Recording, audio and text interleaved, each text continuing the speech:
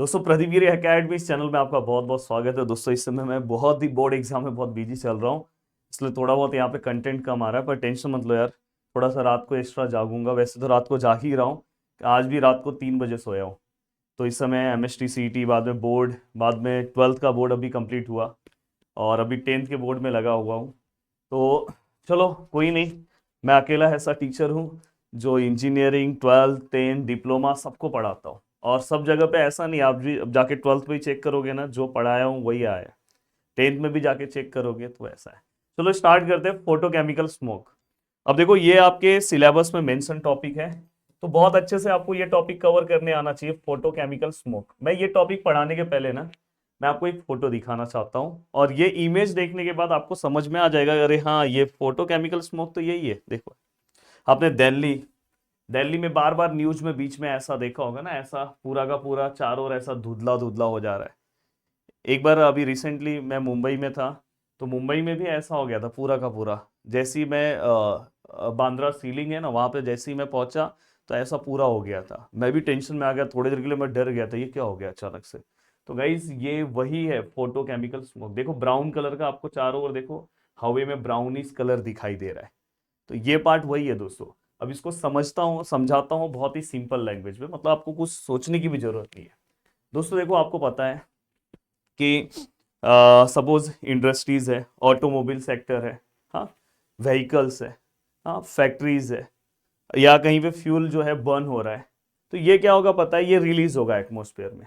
और ये रिलीज होगा एटमॉस्फेयर में, रिलीज होगा। इसके अंदर अगर आप ध्यान से देखोगे तो यहाँ से क्या रिलीज होगा, नाइट्रोजन ऑक्साइड, NOx जिसको हम बोलते हैं।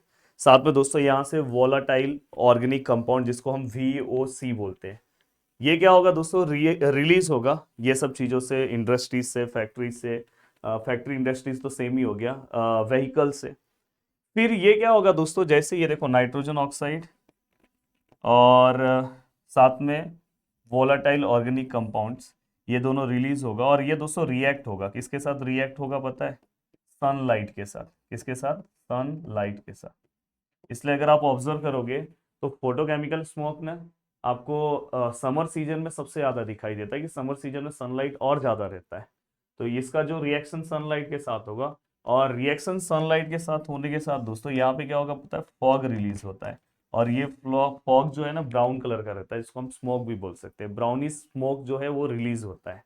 और ये रिलीज होने के कारण चारों ओर एकदम धुंधला धुंधला धुंधला दिखाई देता है। ये धुंधला दिखाई देने के साथ ये अपने हेल्थ के लिए भी बहुत नुकसान है। अब सोचो, अब हर बच्चे, किसी भी अगर स्टूडेंट को पढ़ना होगा तो ये बस वर्ड याद करे, डेफिनेशन याद हो गया, तो मेरा पढ़ाने का स्टाइल बहुत आसान है। अब देखो यहाँ पे अगर आपको पढ़ना, it is a mixture of pollutant which are form, देखो पॉल्यूटेंट फॉर्म हो रहा है when nitrogen oxides and volatile organic compound react to sunlight. देखो मैंने वही लिखा है ना, ये दोनों किससे रिएक्ट होंगे, सनलाइट से। एंड क्या फाउंड कर रहे हैं दोस्तों, brown fog. And this is photochemical smoke. Sir याद हो गया। इसके अंदर दोस्तों जो प्राइमरी जो पॉल्यूटेंट होंगे वो कौन कौन से होंगे, नाइट्रोजन ऑक्साइड, आपको यहाँ पे जो मैंने अभी दिया वोलेटाइल ऑर्गेनिक कंपाउंड, ये सब प्राइमरी है। सर सेकेंडरी पॉल्यूटेंट कौन से होंगे, प्राइमरी और सेकेंडरी पॉल्यूटेंट क्या होता है मैंने आपको बहुत अच्छे से सिखाया है। तो सेकेंडरी पॉल्यूटेंट में हम ओजोन ले सकते हैं, सेकेंडरी पॉल्यूटेंट में हम पेन ले सकते हैं। पेन मतलब पेरोक्सी एसिटाइल नाइट्रेट, ये देखो यहाँ पे। तो ये क्या है दोस्तों, सेकेंडरी पॉल्यूटेंट। ये देखो ये प्राइमरी है और ये दोस्तों सेकेंडरी है। अब आता है कि sir what are the causes of photochemical smoke. ये फोटोकेमिकल स्मोक जो है ये कैसे होता है, तो मैंने आपको पहले बोला ऑटोमोबाइल सेक्टर, यहाँ से जो गैसेस रिलीज होते हैं दोस्तों, फैक्ट्रीज है, बर्निंग फ्यूल है, सनलाइट, इसके साथ रिएक्ट होते हैं। एंड दोस्तों फोटोकेमिकल स्मोक है। और मैं थोड़ा साइड हट जाता हूँ, आप स्क्रीनशॉट ले लो, आपको पेपर में लिखने में आसान होगा। ले लिया स्क्रीनशॉट, ठीक है। अब यहाँ पे अगर आप ऑब्जर्व करोगे, देखो ये भी आपने है, आप चाहिए तो इसका जब रफ डायग्राम बनाओगे तो नीचे फैक्ट्रीज बना दो, और ऊपर आप क्या करो पता है, चारों ओर वहां पे लिख दो, ऐसा तो आप कलरफुल पेपर में बना नहीं सकते, वहां पे आप लिख दो ब्राउन फॉग, ऐसे आप मेंशन कर सकते हो। अब आता है कि sir what are the effect of photochemical smoke, इसका इफेक्ट क्या है।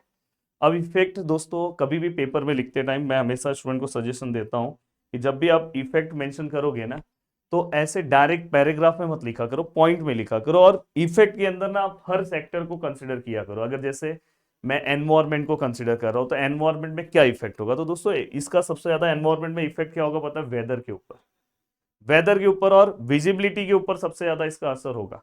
तो देखो दोस्तों, यहाँ पे सबसे पहले अगर आपने एनवायरमेंट एक पॉइंट मेंशन किया तो block incoming sunlight, reduce light and heat and affect the weather and visibility. ये क्या कर देगा पता है, सनलाइट को, जो नए सनलाइट आ रहा है उसको ब्लॉक कर देगा, क्योंकि पूरा एक अलग ही फॉग बन जाएगा। और जिसकी वजह से क्या होगा दोस्तों, वहां पे लाइट की जो विजिबिलिटी है वो कम हो जाएगी और इसका वेदर और विजिबिलिटी पे इफेक्ट होगा। वैसे ही आप ह्यूमन पे क्या प्रॉब्लम हो सकता है दोस्तों, ह्यूमन पे आपको पता है ब्रीथिंग प्रॉब्लम होगा, ये तो एक नॉर्मल है। आईज में इरिटेशन होगा, लंग्स डैमेज हो सकता है दोस्तों, अस्थमा ये तो कॉमन आपको पता है, चेस्ट में पेन हो सकता है।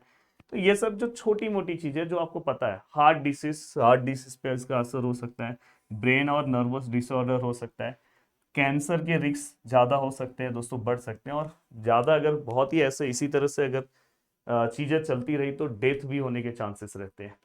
प्लांट पे क्या होगा दोस्तों, सबसे पहले reduced stop the plant growth, plant का ग्रोथ स्टॉप हो जाएगा, क्योंकि एक प्रॉपर एनवायरनमेंट जो चाहिए ना प्लांट को अगर नहीं मिलेगा तो प्रॉब्लम हो जाएगा। दूसरा है दोस्तों डिक्रीज फोटोसिंथेसिस, ओजोन, और दोस्तों यहाँ पे देखो पेन, पेन मैंने आपको पीछे बताया था ना, सेकेंडरी पॉल्यूटेंट है। अब देखो दोस्तों, ये दोनों ओजोन और यहाँ पे आप पेन देखोगे, ये हार्मफुल होते हैं किसके लिए, प्लांट के लिए।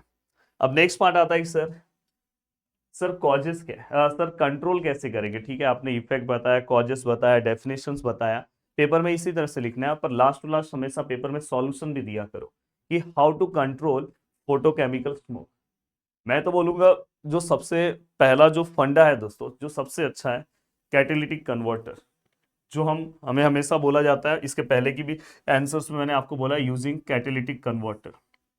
ये क्या करेगा पता है, ये जो नाइट्रोजन ऑक्साइड है ना, उसको कन्वर्ट करेगा, जो हार्मफुल नाइट्रोजन ऑक्साइड है उसको नाइट्रोजन और ऑक्सीजन में कन्वर्ट कर देगा। तो देखो, which convert the harmful nitrogen oxide gases into nitrogen and oxygen. ठीक है सर, मस्त समझ में आया।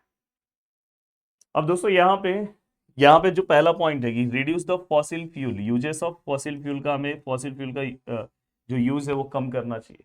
हमें रिन्यूएबल सोर्सेस ऑफ एनर्जी का यूज करना चाहिए, जैसे सोलर एनर्जी हो गया, विंड एनर्जी होगा, बायो एनर्जी होगा, जियोथर्मल की। तो हमें रिन्यूएबल सोर्सेस ऑफ एनर्जी का ज्यादा यूज करना चाहिए। अब देखो दोस्तों, using excess air in combustion.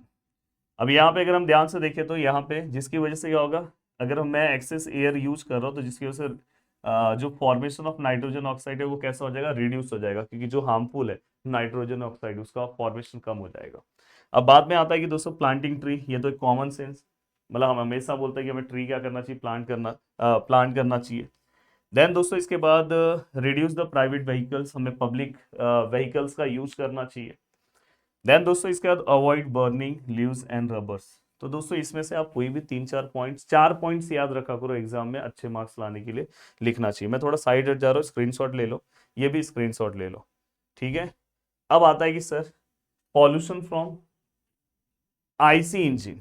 तो ये कभी कभार किसी किसी यूनिवर्सिटीज में टॉपिक है, इसलिए मैं इसको कंसिडर कर रहा हूँ, पर आपका मेन टॉपिक फोटोकेमिकल स्मोक ही था। अब देखो दोस्तों, सबसे पहले कि ये भी एक तरह का सबसे जो आईसी इंजन से जो पॉल्यूशन निकलता है, ये भी सिटीज के अंदर एक बहुत बड़ा एयर पॉल्यूशन, मतलब एयर पॉल्यूशन स्प्रेड करने में इसका भी रोल एक बहुत बड़ा है। इसमें कौन कौन से गैसेस रिलीज होते हैं पॉल्यूटेंट, एक है कार्बन मोनोऑक्साइड का, नाइट्रोजन ऑक्साइड, और तीसरा है हाइड्रोकार्बन। ये सोर्सेस क्या क्या है, पावर प्लांट है, डीजल रेलवे है, यहाँ पे ऑटोमोबाइल सेक्टर से होता है, पेट्रोल डीजल कैरोसिन के जनरेटर से ये सब रिलीज किया जाता है। अब देखो, reason for high pollution from IC engine, सबसे बड़ा रीजन तो मैं बोलूंगा पॉइंट नंबर सेकंड है। क्या है दोस्तों, लो कंबशन टेम्परेचर।